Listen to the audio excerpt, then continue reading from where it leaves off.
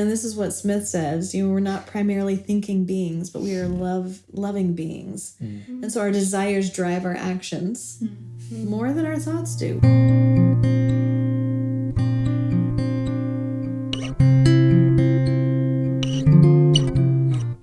Welcome back to the Rooted Minds podcast, where we come together as a family to talk about the power of stories. And in today's episode, we're talking about Anton Chekhov's The Bet. Short stories are really just such a powerful format because they allow you to be able to engage with some really challenging thoughts without being required to have to read like 700 pages worth of content. So you can just read a few pages and be able to engage with some really powerful ideas. So if you'd like, before this episode, maybe pause the show and go read the story and then come back to engage with us. But yeah, we're going to talk about The Bet today, and Mom is going to lead us.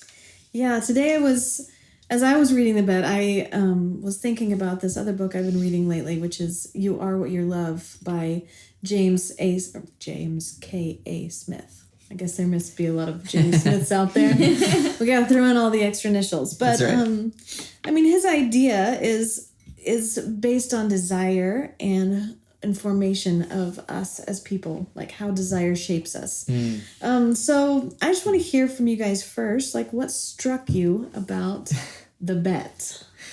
This one is definitely such an intriguing one. It definitely challenged me because The Bet itself just lasts such a long time, 15 years. And so it just makes me think about, 15 years is like most of my life, it feels like. I'm 25. So, it just feels like, wow, like would I be able to dedicate that much of my time to something like this? It's kind of crazy. I couldn't believe they made a bet in the first place, such a kind. Yeah. Well, I think that's part of the beauty of a short story is you can exaggerate something, right? And play out this exaggerated idea. It's almost a little surreal intentionally, to exaggerate the effects of the things that they're talking about. I think something that struck me was just the contrast of, there's the lawyer and the banker, right? Mm-hmm. I think the contrast between like the lawyer's perspective from the beginning to the end was like very cool to see. The change in perspective, how the bet impacts him. Mm-hmm. Yeah, did you have a thought? Yeah, no, I just was like, I was struck by the lawyer, his like eagerness and willingness as like a young man to make this bet. Like he's like, am I wasting my life? Meh. We'll see, I guess. Yeah. We are not just primary, and this is what Smith says, we're not primarily thinking beings, but we are loving beings. Mm-hmm. And so our desires drive our actions more than our thoughts do, which is interesting to think of a lawyer who would be a thinker, you would think. Yeah. But being driven by, am I going to do this? Yeah. That comes from a different place. Right. And it's like, my question is, was he driven by the question, the bet, or was he driven by the reward? Interesting. I don't know. What was the desire? Well, let's start with talking about the banker. So what do you know about the banker? Who is he? What is where's this bet taking place? Well, he's a millionaire. I know he that. He is very rich. Yes. And a little bit younger, I think. Was he not? Not yet? Well, if he's this wealthy. He's sort of maybe like old enough to have made that. Yes. Yeah. Yes. Yeah, and kind of one of the key things about him is that he feels like the death penalty is worth, like we should have the death penalty. Like it's almost like more humane rather than having someone stay in prison for their whole life. Yeah. Kill them very slowly. Yeah. In solitary confinement, not being able to see any humans, like it just sucks the life away. Like that's just a worse fate to him. They were just at a party, right? Yeah, he's throwing a party. They're having it wasn't that deep. They're having a discussion about the death penalty, like what as smart doctors and lawyers, and bankers talk about big ideas, right? Yeah, the wealthy that maybe don't have as much on the ground action. Not as personal. Maybe not. Yeah. Yeah, but like. How does the journey change him? Okay, so we just probably need to talk about the bet. Yeah. Okay, yes. What is the bet that is made? Yeah. So go ahead. The banker basically says, no, the lawyer says that solitary confinement is like more humane than the death penalty because you still have life. So he says, you know what? Like, I'd do it for 5 years. like 5 years. And the banker's like, deal, I'll give you $2 million if you can make it 5 years. He's like, but I bet you won't even make it 2. And the lawyer goes, you know what? I'll do 15. Like, that's crazy. You just did 5 years. Like, this guy is 25 years old at this point. 5 years, he'd be 30. But he gives up 15 years. He's like, I'm going to do it. I'm going to prove to you that. And then they come up with all the agreements, the terms of agreement. And what happens is he is in this like place to live. Talk about the banker first. Okay. Yeah. The lawyer will be in this place to live, and if he leaves at all, ever in the 15 years. 5 minutes before. Even 5 minutes before, then he gives up his $2 million reward. Gotcha. There you go. Yeah, Wow. that's crazy. So what man is putting up $2 million for just to play out this idea? Like, what does that say about, like, his desire, his thoughts about money, his position? Well, he definitely has money to just throw out there, first of all. Like, he has enough that he feels, like, pretty comfortable in the sense that $2 million can be enough for someone to give up 15 years of their life for. And for him, it's just like, I'll throw this on a bet. Yeah. Like, Yeah. And over the course of that 15 years, what happens? He, gambles bad and he loses a lot of money. And so by the end, he, can't throw away that $2 million. And so he gets really, really desperate. yeah. Very desperate. Contemplates killing the guy so he doesn't have to pay out Yeah. Yes. Right. That's how bad it got. until he sees a note. Contemplates, more like gets into the room, has the pillow in his hand. Going to do And it. then before the second that he decides to kill him, he's like, oh, what did this guy write? And sees that the guy wrote, like, that he was going to forfeit because now he doesn't know how to live anymore. It was almost like a Ecclesiastes moment of, like, I've tested everything and I found it all worthless, you know? Whereas the banker, his main love was money. Yeah. And he was about to lose it all Yeah. in this journey. So Smith would say the banker's heart was oriented by his deepest love, which was money. And it led him all the way to contemplate murder, the death penalty. Basically, yeah. That's crazy. That's Yeah. crazy. I don't Yeah. know why I didn't Anyway. connect those dots. Yeah, so let's go to the lawyer and talk about this interesting The lawyer spends his Guy. life in a different kind of way Yeah. because he takes on this bet initially, but then over the course of the time that he's in this, spending all this time alone, he goes through this, roller coaster of emotions, leading to the point where he's renouncing material gain or wealth and just saying, like, none of it actually matters because... Yeah, well, it's interesting, too, because it's, like, in the story, they section it off in between, like, a couple years at a time of, like, his different moods of, like, what is he going to do in the 15 years? Because 15 years is a long time. But it's interesting because, like, at the beginning, he's, like, the banker gives him wine and all these things. wine and tobacco. Wine and tobacco. But at the beginning, he's, like, why would I drink wine if I have nobody to drink it with? And tobacco just wastes my air, so, like, not going to do that.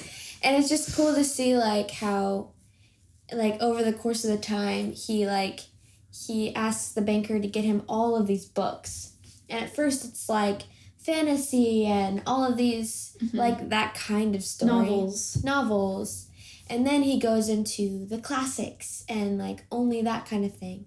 And then he goes into, like, learning languages and learning, like, philosophy and all those kinds of things. And then I'm like, it's cool the path he takes. Yeah. And then in the one where he learns languages and he gets so many books, the banker's like, what is he even doing in there, you know? And then finally, the next year, he just reads the New Testament of the Bible. And it says that the banker... Just the Gospels. Yeah, just the Gospels.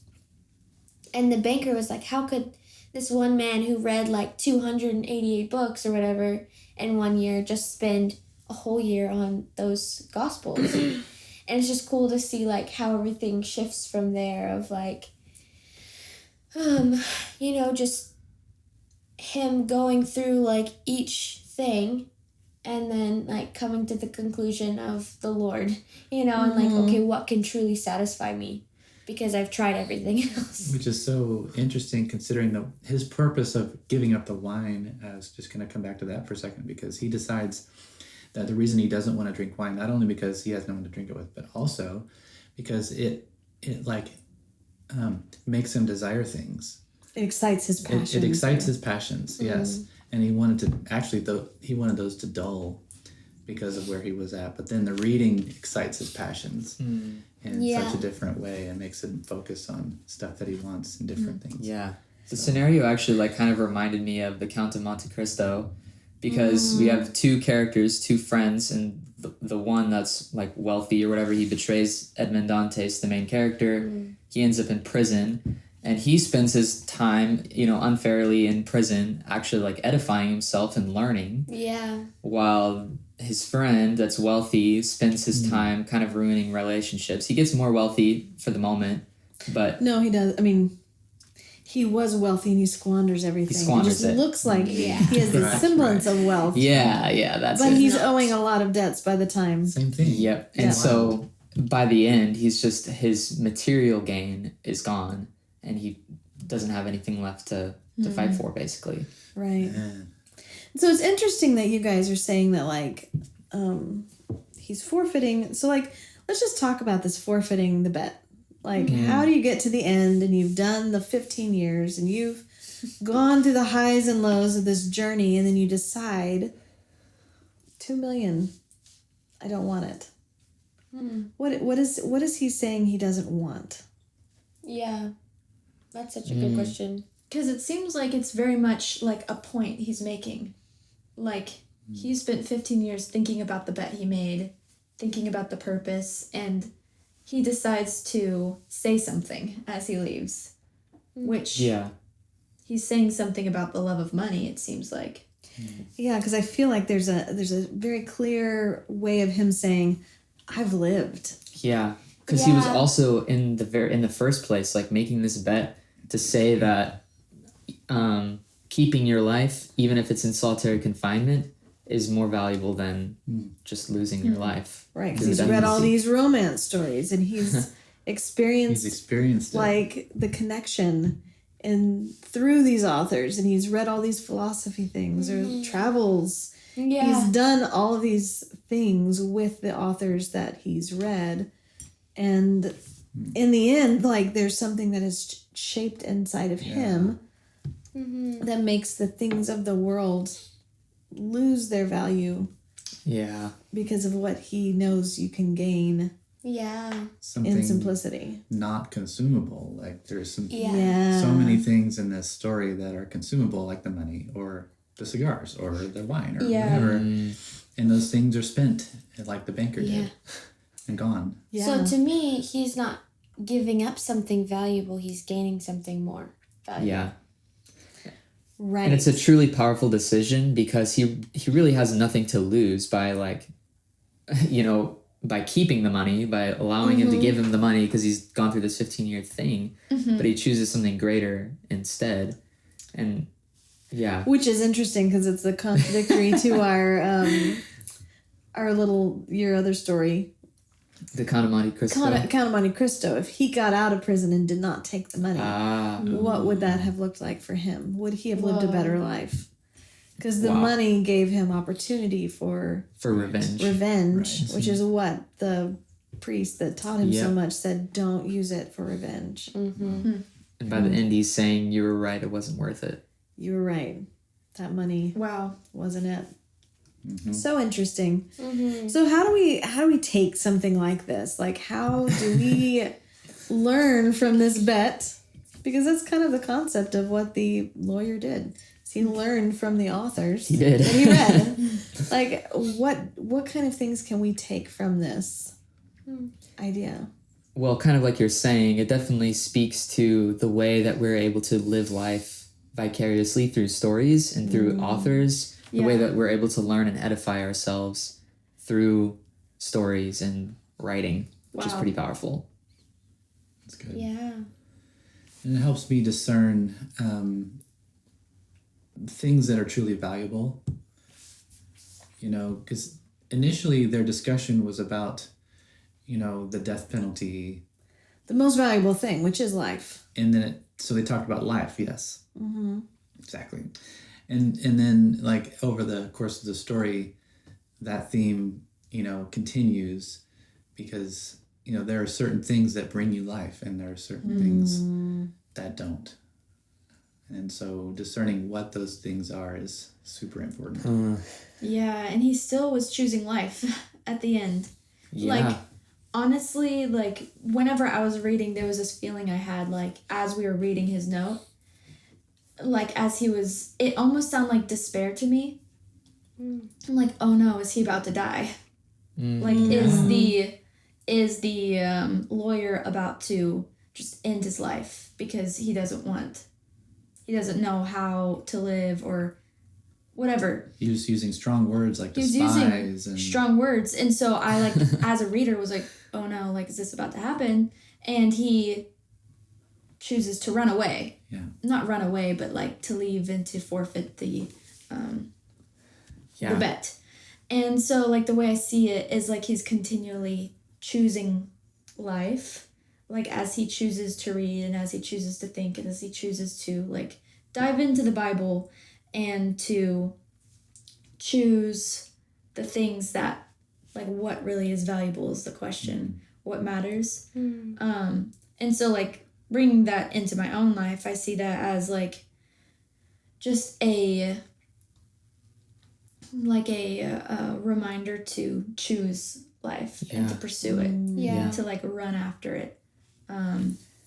Knowing what has power over you and what brings like harm or That's so good. is fleeting. I love that. Like on that, like, you know, there's something really interesting about how through the lawyer choosing life, he like unknowingly like gives mercy to the banker who didn't deserve it because the banker was squandering his money, squandering the money he had promised to the lawyer.